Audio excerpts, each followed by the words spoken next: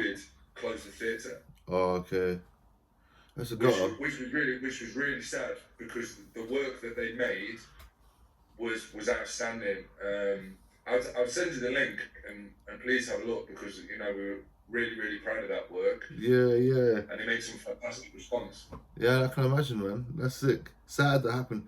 Did they watch it when it was online or anything? Do you know? Yeah. That's cool. We gave them the online link to watch it, but they hold on, my internet was being daft. 2 seconds.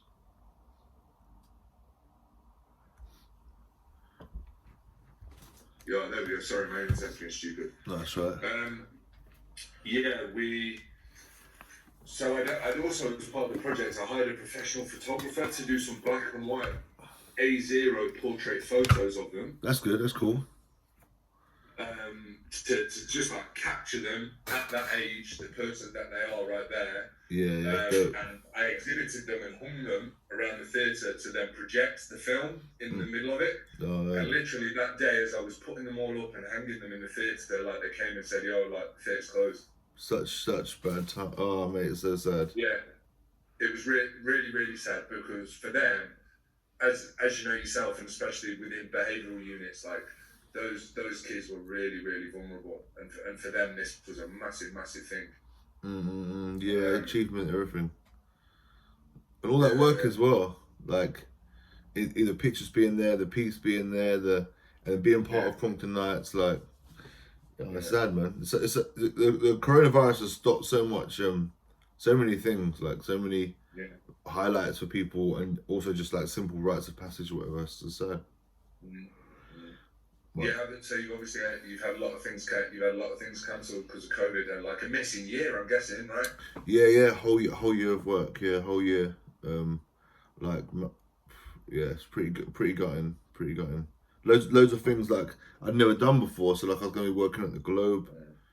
We were performing in Sydney Opera, like doing the show in Sydney Opera House. So like and then also doing like outreach work in Sydney along with the show. Just a lot of things. Going to Brazil, like massive things, and also just some other cool things. I was going to be working with the Roundhouse and with their circus group, like collaborating with the Beatbox Academy, like just. There's loads of other things that we did, like gigs in Battersea and stuff. It was just non-stop, basically, because it was a whole year of work, and some of it will come back and some of it won't. Yeah, and also like I don't know, as you were saying, especially for young people, like for us in regards to career, like I'm extremely fortunate that my career, I've been in a place where I've been able to keep my job. Yeah. But for those young people, that's a year. Life's gone on. Yeah. What they might have been able to have took part in 12 months ago, their situations might be very different now, and especially with the young kids that I work with, like their lives are incredibly turbulent. Like, who knows what position they're in now compared to 12 months ago? Yeah, and that could have been the thing. Some things could have been an opportunity to actually change their life, or to put that thought in their head or whatever. Now you take all that away, and you're just in this bubble. It's a lot of obviously we've seen it. I feel like there's a lot of negativity young people have been thrown into because of Corona, because they're bored. But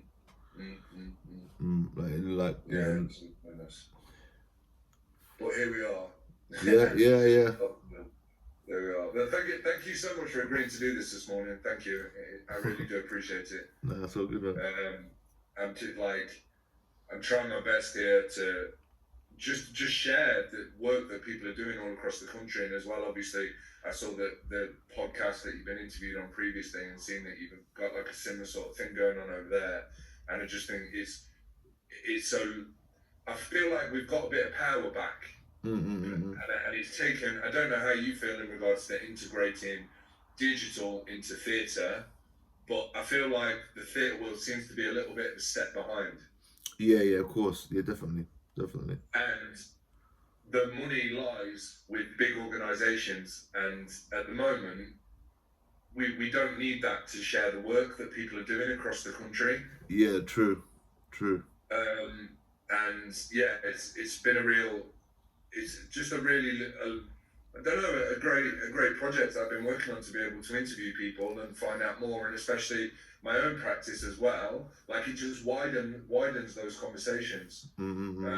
and I'm just hoping that people in our positions 10 years ago will hear some of this or come across it and be able to go, actually, you know what, there is an industry for me to get involved in. Yeah. And this is the person that I should contact to maybe start. Like, you know, like Conrad, I love what he's saying. I'm going to get in contact with him, and that might be my journey. So thank you. Literally, I'm sure you're used to it. I'm just going to press record. Cool. We'll have a conversation. There may be things in the conversation that won't be in the edit. I'm completely flexible with that. Once it's done, I'll put something together, send it over to you. Obviously, tell me what you like, tell me what you'd like to change, and then we'll work together on how we market that and how we put it out and when we put it out as well. Okay, that's cool, man. That's cool. I'm gonna click record now. Good time. And is it audio? Is it all audio? Or is it video as well? No, just audio. Okay, audio. cool. Yeah, just audio.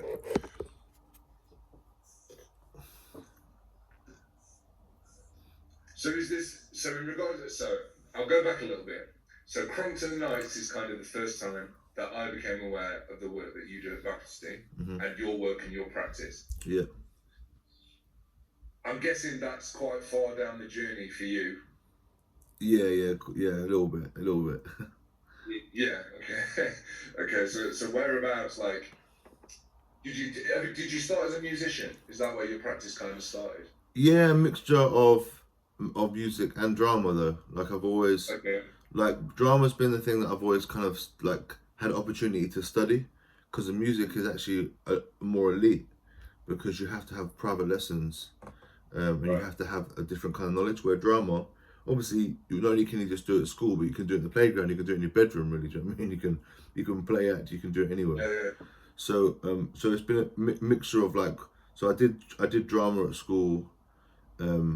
And like any opportunities to do other drama stuff I did, like, and then studied drama. But music was something I did, with my mates in my bedroom, my passion for. But I never had the opportunity to properly study music because it's of the financial barriers to actually get onto music courses. So it was kind of, but both of them were passions of mine, and they're quite. And the similarities and differences. Yeah. How did you find that at school? But like my experience at drama at school, like I was probably one of the, I don't know, maybe one of 3 boys that were kind of really interested in that subject, and like, was that something that you felt comfortable in that space? It was not really. It was weird. Like you said, I actually did it at a boys' school as well. Okay. So that's really as a boys' school in my estate, it was really rough. So like obviously every piece ended up in everyone fighting and falling on the floor. Yeah. But I actually always take it quite serious. So that would actually mark you out. Everyone's like, "Oh, he's a pussy. Look at him. Look at him going for it." Do you know what I mean? Like, what's wrong with him? But I already knew I liked drama, because when I was like quite young, my mum and my dad sent me to Stagecoach, because I said I remember going to school, even primary school. They said, "What do you want to be when you're older?" And I said, "I want to be an actress," and everyone was laughing. And then my teacher was like, "Oh, you don't want to be an actress? You want to be an actor?" And that's because I'd asked my mum, "What's she doing? What's she doing on TV? What does she do?" And she said actress. So I'd kept that. I thought, okay, that's what I want to do. I want to be an actress. Yeah. But I went to Stagecoach, but basically my parents didn't pay, so I was there for like 1.5 term, and the checks all bounced until I got kicked out. But I had that experience, was like, oh, I like this, and that was like, I was the only boy. In fact, I was the first ever boy to go to Stagecoach. It was all girls. And then in my boys' school, I did it, and then like, and I was taking it serious. But again, it marks you out. Everyone's just like, "Oh, you must be weird." Like, look at him. He's weird. Taking it serious, trying to suck up to the teacher. But I really liked it. In fact, I had an odd experience when I was at school. Like, I was kind of on the estate and on the school. I was bullied. I was quite different. I don't like sports. I don't like cars. Like the school, everything was like really, really like typical boy stuff, which is really cool. But I was never into those things, unfortunately. Like I just couldn't. I just hate them. But it means that I was a complete outsider. And probably for other reasons as well. Like the school before that, I never had school uniform. I was already marked out a little bit anyway, and I was different. So it's just like, yeah, I didn't bother me that people would be like, oh, this guy's gay, man. Look at him, he's gay. So I didn't really care. So I remember that the drama teacher was like, oh, there's gonna be they're gonna start a drama club. So I was thinking, oh, that's gonna be sick because all the clubs were all football and sports and things that I didn't like. But there's gonna be a drama club. I couldn't wait, and I thought, yeah, I'm gonna go there, and there'll be people from other classes that I don't know. I'll find out who likes drama. Couldn't wait. Yeah, when I went to drama club, I was the only one that turned up. So it's me and the teacher, and I was thinking, oh no. And but the teacher kept it going, just one on one. And we still carried on doing it, and he taught me about kind of like, I mean, the professional side of the industry, and he taught me about agents and about like how people look for castings, and which is a completely different world, and that would not have been normally happening in our drama lessons. And I just thought, wow, like, and I don't know, like the kindness from the drama teacher, obviously, also, and the empathy that he had for me, kind of, obviously, like resonated and would have been, it affected me quite a lot. And I thought, wow, I want to do this. Like, he's so kind, and like just willing to be one on one. It must have been intense for him as well. And knowing what I know from teaching, like he didn't need to do that. I mean, he could have just cancelled that. So yeah, that kind of that was like a thing. And but the thing in my music classes as well, no one took music serious either. There was shit. I mean, like my drama teacher wasn't actually the person that ran the drama club. I'd seen him in my drama lesson. People would run riot and stuff, but no one would ever read it. They'd just tear up the script straight away, and everyone would think would be in a fight, or everyone would go to prison and die at the end every time. And I'd be the only person trying to do the script or trying to give it a go. And the same in music. Like I was thinking, this is an opportunity because like this is the only free bit of music training teaching we're gonna get, even though it's probably gonna be was not very good quality. So when she's teaching us, when the teacher was teaching us stuff, I was be the only person at the end of the class trying to give it a go. And this, I mean, on the piano at the end playing it, everyone's just like booing and shouting at the end, like, "What the fuck are you doing?" Like no one does it. This is a piss around lesson. But it's like I was just thinking like this is like an opportunity like for me. I don't know why I sense this is like an opportunity. I don't actually know why. I've got no reason to but I didn't get along with anyone anyway. They're already calling me names and shit. So it was like I might as well just do this, innit? But and quite obviously something artistically was resonating with you somewhere. Yeah. And I was willing to take the beat. So after you left school, then was it a straight? I don't know. Was it kind of a straight spearhead towards creativity and carrying on those sorts of subjects, or did you deviate from that path a little bit? No. Well, I went my after the boys' school. My social worker helped me get into a performing arts school. Okay. But it was completely different. I grew up in a housing estate, and my family are like really working class. My dad's like family's Indian, very working class from India, different kind of class. Like, and actually even my white family, they're working class, underclass. Like it's very different. It's like some people aren't working. So going to a performing arts school was also a culture shock. Although it's everything I wanted to go to. Like, have you ever seen the film This Boy's Life? Yeah. Where you watch the whole film, and when the credits come at the end, he actually leaves the school. He fails, or the school that he gets into, he actually leaves it or something. In the writing that comes. Yeah. So like sometimes I think, wow, it's like I got into a good school, but then when I got in there, I was in trouble all the time. I got suspended for taking in a gun. And I was going completely mad because there, all of a sudden, I was like the rude boy. I was completely different. Where I'm like, what? Like I was completely like, I don't know, everything, even the way I spoke, people were laughing. And I remember like just, I don't know, it was just completely culture shock. There was like, on my first day, I see someone coming in a full dress, a boy. That's Like, although it's like, well, that's just normal, deal with it. Mm. People from different backgrounds, you don't have to take all this stuff in. You got young people who are 14 already smoking hard drugs. I know it might be like, well, you live on the estate, that's what you look to. No, that's a middle class thing to be smoking every hard drug under the sun, smoking weed with your parents at the weekend. Well, it's a very middle class thing to do. Like, people might get access to weed at the benches, or they know it's wrong. These middle class kids immediately fucking had access to everything in the world. Like, and also it was a non-uniform. Everyone's wearing their own clothes, like expensive. I mean, one kid wore a different pair of Machinos every day. Machino is so expensive. Yeah.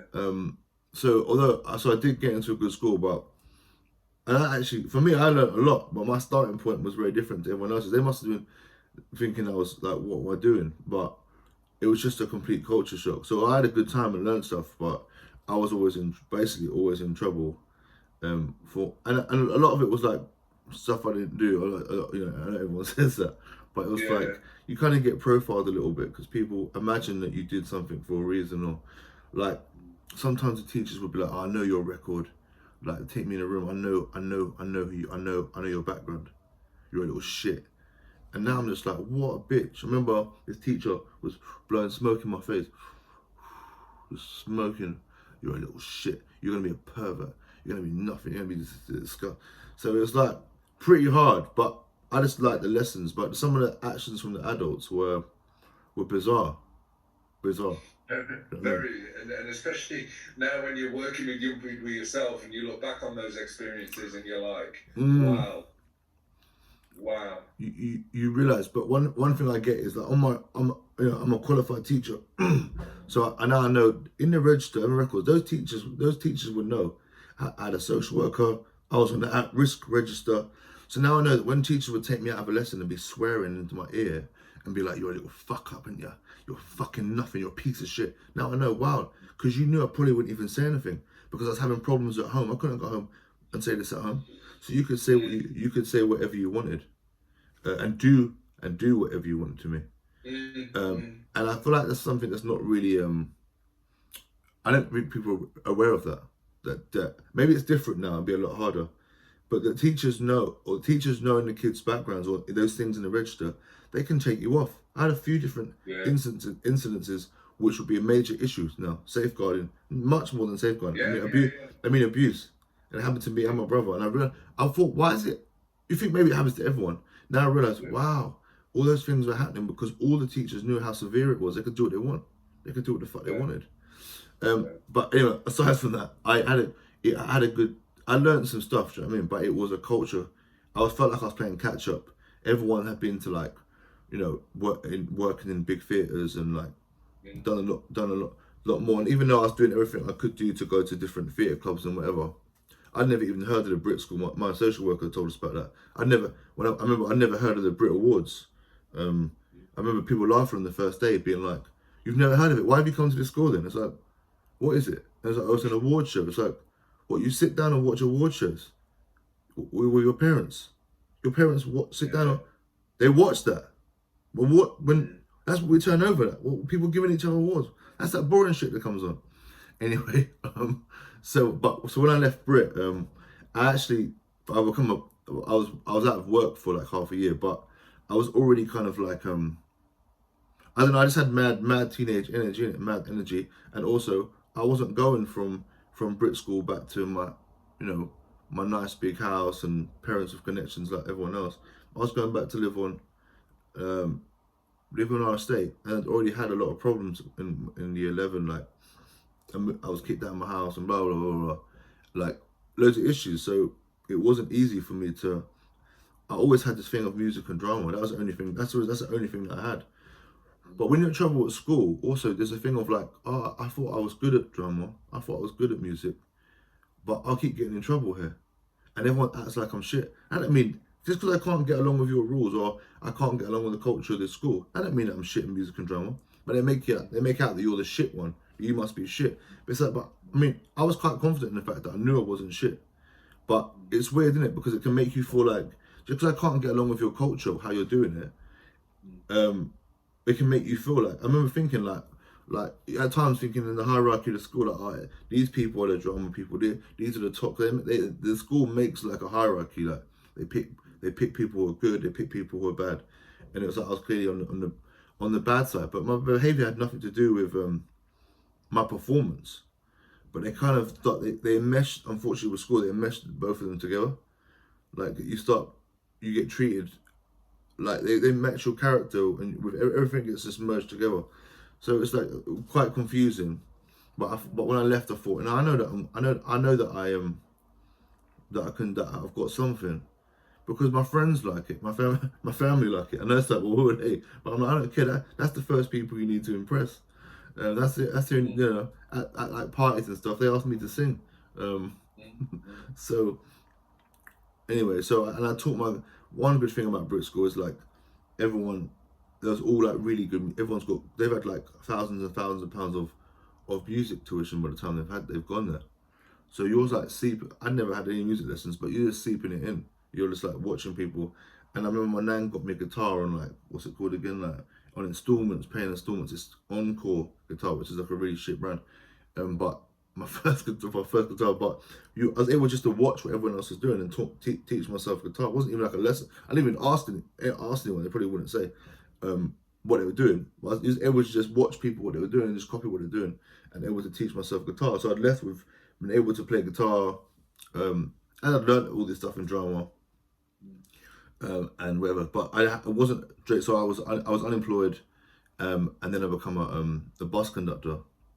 And in that time, what I did is I bought lots of music equipment and like recording equipment, and I was working a lot on just like experimenting with music and stuff. And then I started going to is that when I started going? I started going to like a drama. I went to like another drama group in Catford. But then whilst I was a bus conductor, for like 2 years.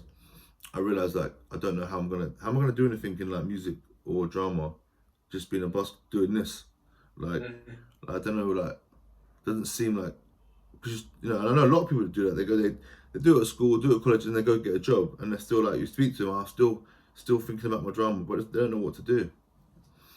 So I went to South Thames College, which was great because it was more. I didn't have to feel like I needed to fit in. I mean, it was still that, but not like Brit School. It's completely different thing. Because it's down the road. It's in Wandsworth, and I don't know. Everything was just more laid back, and like everyone, they love music and drama the same. I'm sure if people went to the Brit School, went to South Thames, they'd be like, oh, they're much more into it at Brit. But I'm like, no, that's not true, because those people have just had access to a certain type of music and a certain type of training. That doesn't mean that at South Thames everyone's not really passionate. But there they knew about fucking DMX and Cisco and Biggie Smalls.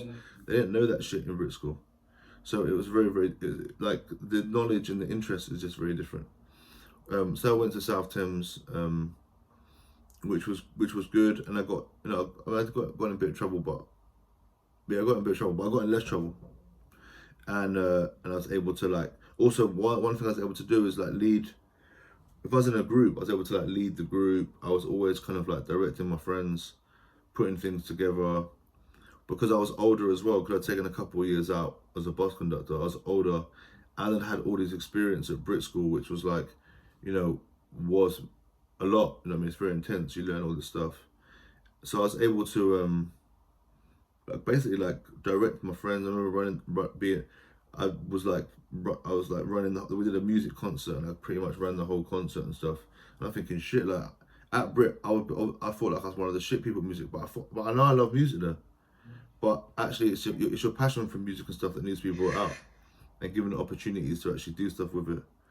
And then with drama, I was able to like give tips, and actually I was quite confident, so it made everyone else like have fun and be really confident. And like one good student who, like, you know, I mean, a lot of the other people actually, you know, I would say they were better at acting than me, some of the other people, but they didn't have the confidence to do it at first. So if it brings everyone up, and I could see that I was able to use my experience to kind of like help other people basically, and like and influence other people. And that's when I started kind of mixing up. I remember just playing that acoustic guitar, and my friend would be rapping and stuff with which sounds quite bog standard then, but this was like in 1999. I remember people being like, "This is weird, very weird." Like, like the teachers be like, we tried to go places doing it, him rapping and me playing guitar. And people like, "This is never gonna work." I mean, this is like odd, very odd. But now it'd be quite normal. But people here weren't used to rap. We go to like a show or a pub or like a talent show, and people would be like scared or like really confused because you wouldn't hear rapping in the UK, not on like a talent show. That you'd never. Because I knew about being at Brit School and I knew about all different avenues people would do, musicians would do, but these people are all singing "Wind Beneath My Wings" or over and over again. And so it was like, so it's like, what the hell's this?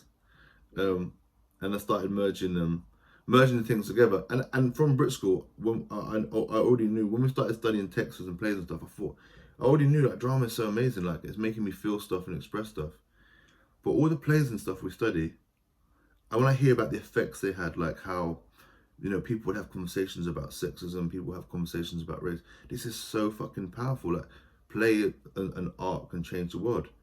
But none of this shit resonates with me. I love the function of it and the forms, but all of this is like, when I hear about the people's backgrounds, the actual stories they're telling, they ain't my story, and the aesthetic of the work doesn't resonate with me.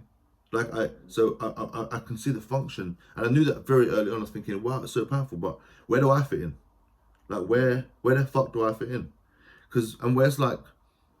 Where's the music? Where's the reference points? Where's the stories? Where's the council estates? Where's the hip hop? Where's the jungle even? Where's anything? And I think that at South Thames, what I was able to do is start experiment with those things, because people there, their main background were all the other things that culturally that I understood, but their knowledge of theatre was like, they were kind of like learning that for the very first time. But I'd already had all those studied a lot of theatre and done it, so I was able to like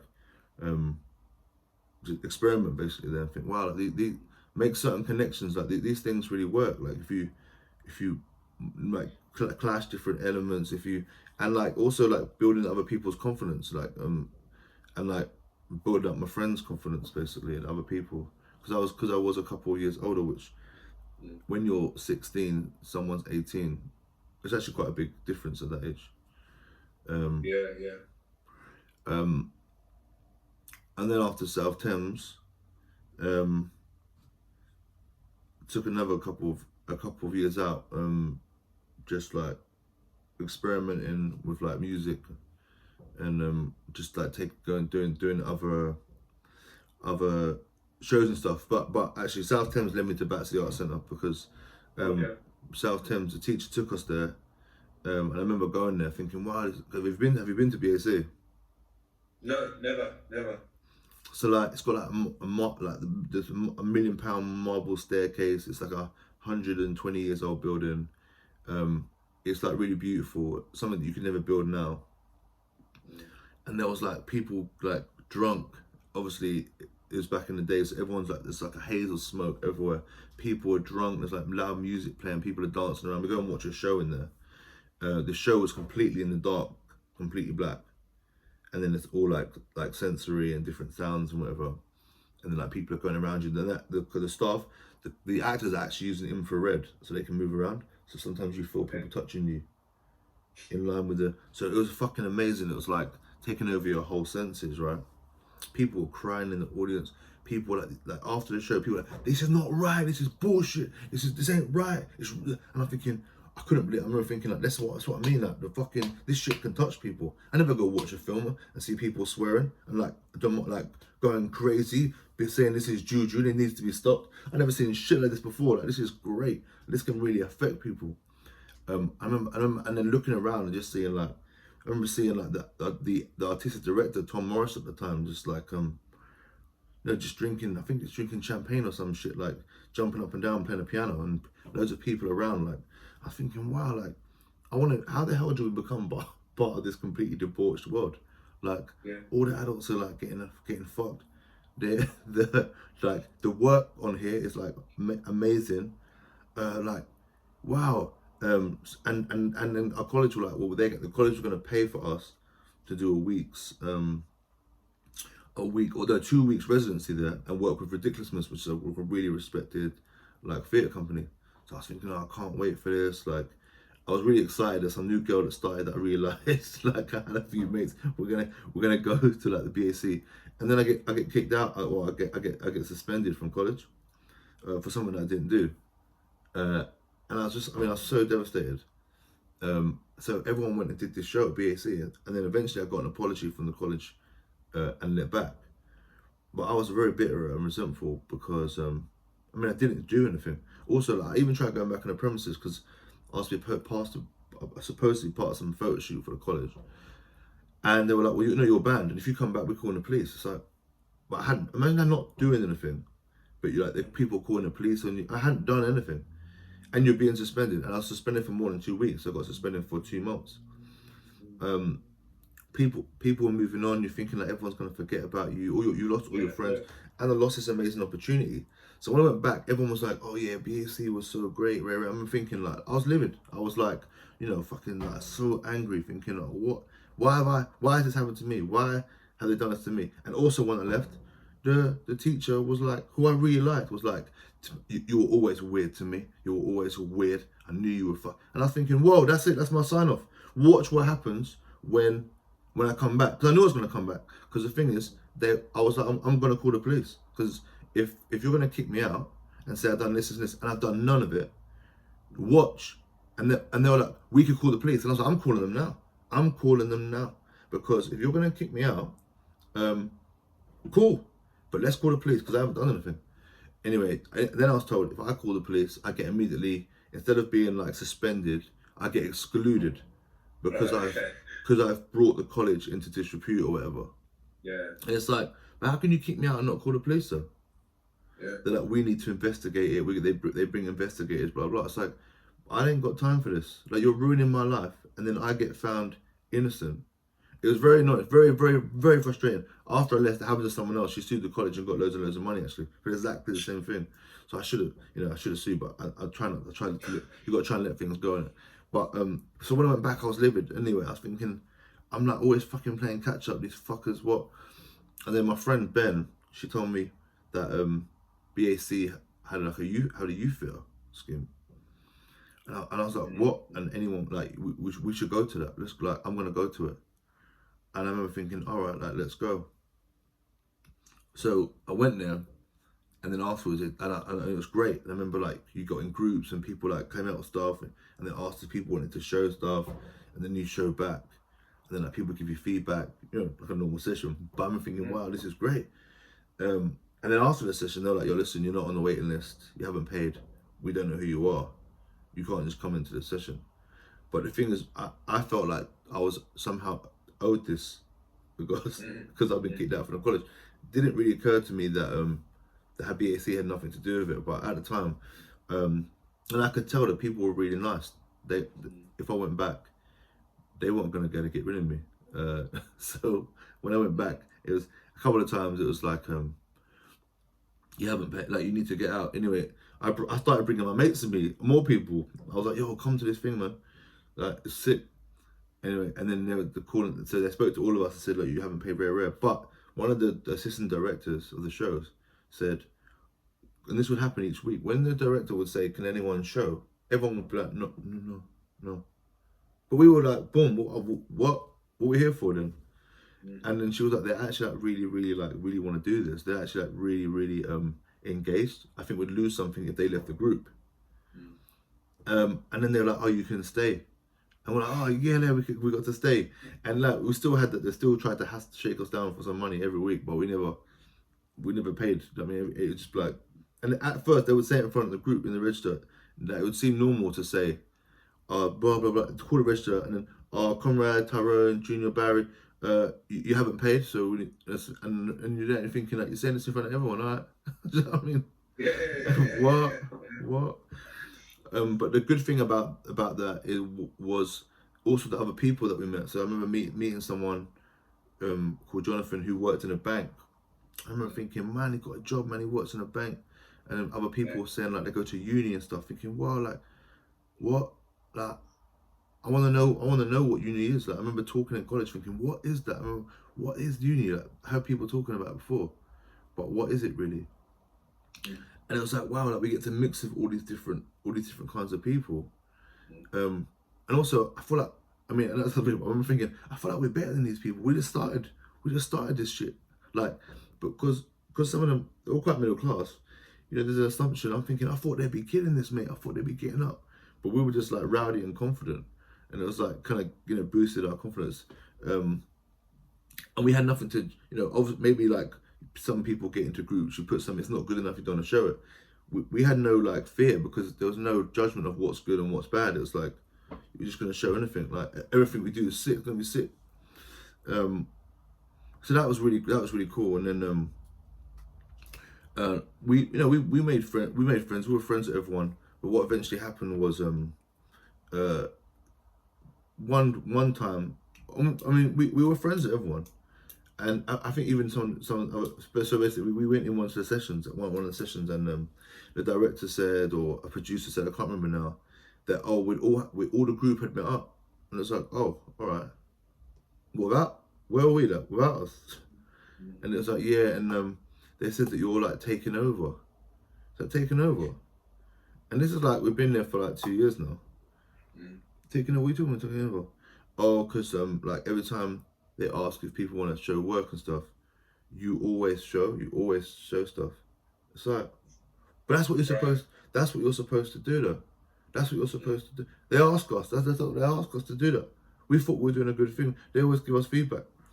Oh, people say it's like you're bullying them, and it's like bullying us. What? Bullying us. Like, honestly, we were much more intimidated than everyone else. Much more intimidated. When these people at the start would do checking and stuff, these people are accountants and all sorts of shit. Like, these were adults. No way. What do you mean? Why are you intimidated by me for? Like, I'm the whole time. Also, when we're doing it, I'm thinking like, I hope they like it. Like, they know about this shit. They know about this stuff. And it was like bullying us. Like, that don't make no sense. So we were like quite frustrated. Like after that, because you would be. It's like it's slightly resentful. Like you can't do right for doing wrong. Like so then basically we asked to, well, and BSC were up for it. They were like, maybe you should do your own thing. If you got, we would give you a studio space, and you guys could like do what you want. And also, you know, we would want to rap and beatbox and do other stuff like that and play like kind of different kind of characters, like experiment with like street kind of roles. But it'd be like you're messing around. But it's like, but everyone else can do what they want to do. But what we're doing is messing around. So we BAC, whilst I don't think they really understood the dynamics of all of this, they were really supportive into saying, well, you can go do what you want. We'll give you a studio space. And then we was like, well, we're like, okay, we want to, let's try and like create our own thing and create like hip hop theatre, blah, blah. So we were like experimenting with like how can we merge hip hop aesthetics with theatre as much as we can. And again, from the start, I kind of directed and led that, and all the people were like some of them were my brother's mates and young. Were like, everyone. I was the oldest person, so I was always like leading the group basically. Be like, this is what we can do, rare, because I had just a bit more. I had a bit more experience, so I was like, okay. And it was a bit sad because after that, once you leave something, you can't really go back. Because we'd left the youth theatre then. And although everything's worked out okay, you know, I do feel sad because I'm like, man, like all the parties and all the other things. You know, as you get older, you realize you should do as much of those young clubs and things you can as possible, because you can't go back to those times. But yeah, but running so we called our theatre company Theatre the Cunt, because we were like, they just treat us like cunts here, because it was always like, why are we always the cunts, like always us? Yeah. And we always felt like we was doing the right thing. And I always took that on board working with other young people. Like I can give it, like, for example, I was working, not to go off and around the story, but I was working on this massive project. It was like over 2 years, and I brought in some students from Southfields, and Southfields again is a great school, but kids are from very, very different backgrounds. Some of them are from estates, and they've had a problem with police there and blah. Anyway, some great students from there, and I was having to write. I can't remember why.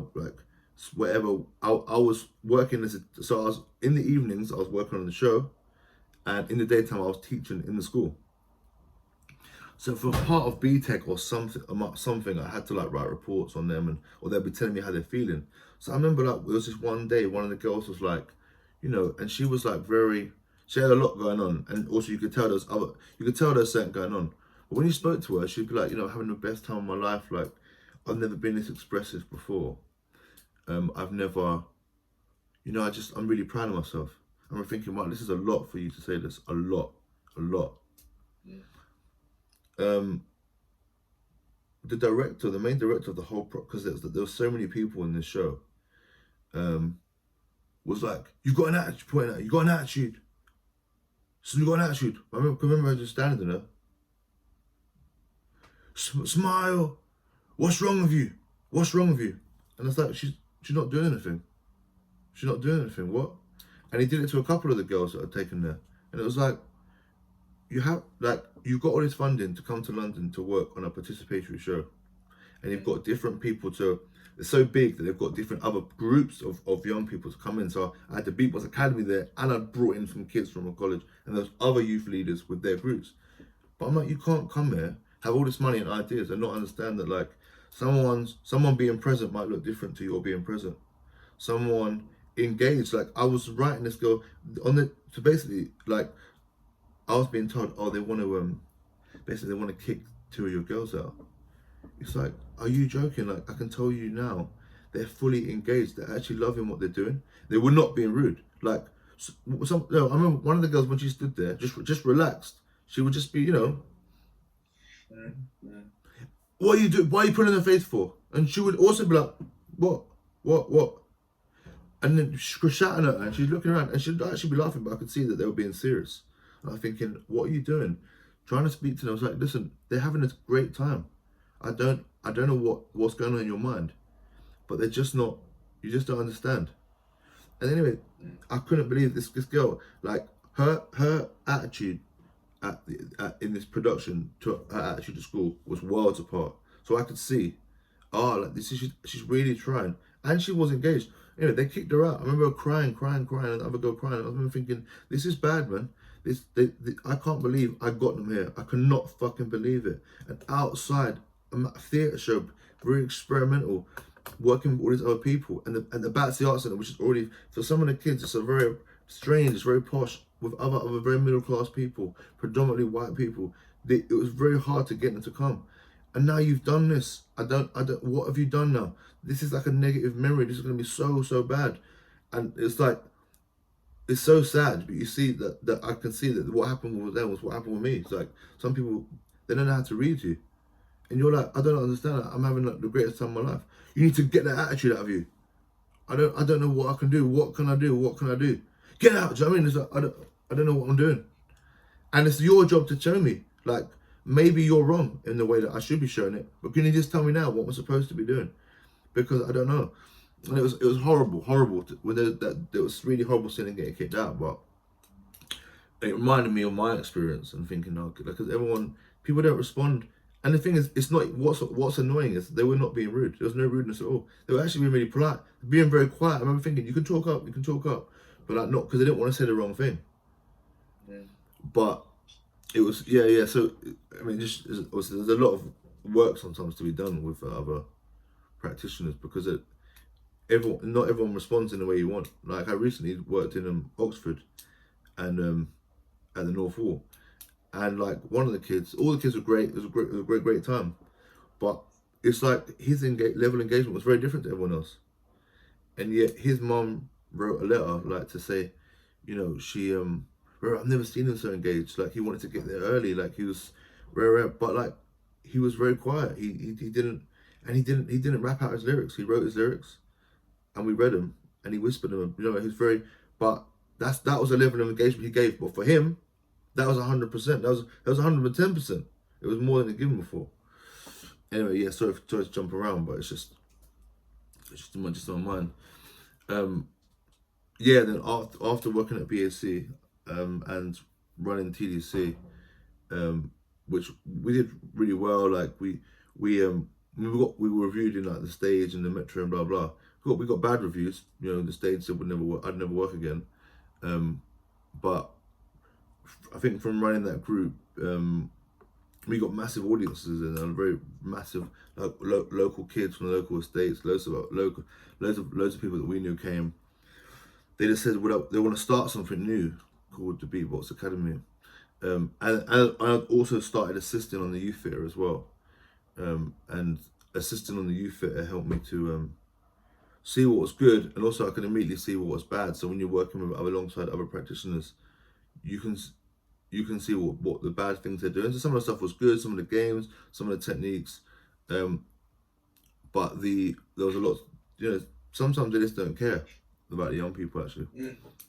You could tell that they're knackered. They've turned up for a payday, and they're not. 100%. Yeah, and they're not looking at the kids that are actually in front of them. They've just got a plan, and they're going to execute it. And sometimes they're not even going to explain to the kids what it is they're doing, why they're doing it. And one thing that I thought was really negative was that when you're working as like a theatre practitioner, facilitator, whatever role you want to call it in a theatre, they have pressure. Sometimes the artists feel pressure from the producers who come in the rooms and who watch the end shows. But I'm like, what are you feeling pressure for? This is about the young people and their journey and their experience. I never feel no pressure from the producers coming in, because what these kids are producing is what they're producing, like, and it's about their journey. But what would happen would be like the director of the project, the leading it, would be writing notes, thinking about the show, not giving a shit about the young people at all whatsoever. And the kids would be like, this is whack, this is terrible, I hate this so bad. They'd put on a show at the end, which all of the producers and, you know, other artists kind of people would say, that's an amazing show. But kid you not, the young people would be like, it's so crap, it's so shit. Because they would not be saying any of their own words. They wouldn't have input any ideas, nothing. And they hated it. And be like, oh, it's terrible, awful. And I think but the process also would have been better if the person leading it had been more giving. It's because the producers that walk in those rooms don't know what they're looking at. Because this is different to a different process. So you haven't got to worry about, they're not the experts. So you know how you got to lead your room. But they'll want to be seen to look like a director, to look like an artist, as opposed to actually working and being present in the room. So that's kind of the main thing that I really picked up from working alongside other artists. And some of them were great. Some of them gave loads of power to young people. You know, because how great is it at that first? I'll tell you a negative experience and a good one. When a young person comes up with an idea, and the director's like, oh, that's cliche. It's like, cliche? This is a fucking 14-year-old. They're smiling with their mates. It's the very first time this idea has ever been created, ever, for them. It's brand new. They've never seen this before. All their mates have been like, that's so sick, that's so, oh my. People were like, the electricity in the room. And they're going to shout it down as cliche because you have seen it 1,000 times. Because you've had loads of experience. You've had your whole life experience. Just to put onto someone else, this is cliche to a 14-year-old. Are you stupid? Are you absolutely stupid? Like, they will crush people's creativity. Crush it. And I think that's really, you have to let people get up and do those kitchen sink scenes. They've come here to build confidence. You have to let them do it. They've only just started. Sometimes it'll be someone's first day, and I remember this person I was working with, oh, it's terrible. Are you kidding me? They said that their aims when they said they wanted to come, because they wanted to learn to talk to other people and speak out loud. What? So why, like, this is a result. This is a bloody result, massive result. And then it worked with someone else. I remember it's like, we said to the group, oh, you can pick any title you want for the show. And the show was about the news. And about news stories, and we'd examine the news each day and pull it apart. And there's a mixed age group. I think it was like from 12 upwards to like 18. So they're examining the news and whatever. And then one of the kids said the idea for the show would be Mind the Gap. So me and Hannah looked at each other like, Mind the Gap? This show's about the news. And then all the kids are like, yeah, oh my God, that's so great, yeah, Mind the Gap, Mind the Gap. And it's like, why? Why do you want to pick Mind the Gap? And it's like, because when you think news, what's the first thing you think of? Trends. And it's like, trends? The first thing you think of when you think news is trends. Why trends? Because the metro, that's where everyone gets the news. Now, for me, of all my experience and the way that I look at life, the trains would, but the whole room were like, no, that's it. And it's like, we had to let them have this title because that ownership, and then when they were on stage, killing it with their idea, with their show, everyone deserves that feeling of like, oh my God, I created this, like we made something amazing. They don't care about what all the other adults come in the room say. We don't know where they're coming from. We don't understand their world. Maybe Mind the Gap was the gap between the truth and reality. Like, there's loads of ways you can look at it. But that wasn't why they said it. But like, but to see the difference between what, like, crushing someone and then letting them do it, you can see, oh my God, yeah, because it's the first time it's ever been done for them. I really don't understand it when people shut young people down. You know, someone who's 15, someone who's 12, someone who's 17. First time they've done it. Oh no, I've seen this many times before. Well, I haven't. What? So yeah, I worked on youth, and then I started the Beatbox Academy, and I immediately saw kind of like the kind of potential of like, oh wow, this could be like a lot of different things. So it sounds to me from that, like, having that lived experience of negative experiences within the industry, really, even though it's arts education, it's still the industry that you operate in, you work in now. You learn very early on a good rehearsal room and a bad rehearsal room. Yeah. The way that how people engage young people and how not to engage young people. Mm-hmm. And from what you said with those experiences, like, that's invaluable to who you are now as a facilitator, and that kind of like introspective looking back on that and going, I'm still actually encountering these people that are making you young people feel how people were making me feel when I was their age. Yeah. Am I breaking up as it froze? No, you were actually clear. Apologies. Your sound was clear though. Okay, cool, sorry. So what, I mean, do you think it's one of that, do you think that is it one of them where, you know, in life you say, like, if it was a different job, you just have good bus conductors and bad bus conductors? Mm-hmm. Is it the same as you just have bad facilitators and good facilitators? Or do you think there's something missing from those bad facilitators that makes them that way? And they could be good if they're experienced or trained a certain way. Do you get me? Yeah. I think for some people, but mostly it's that they need some.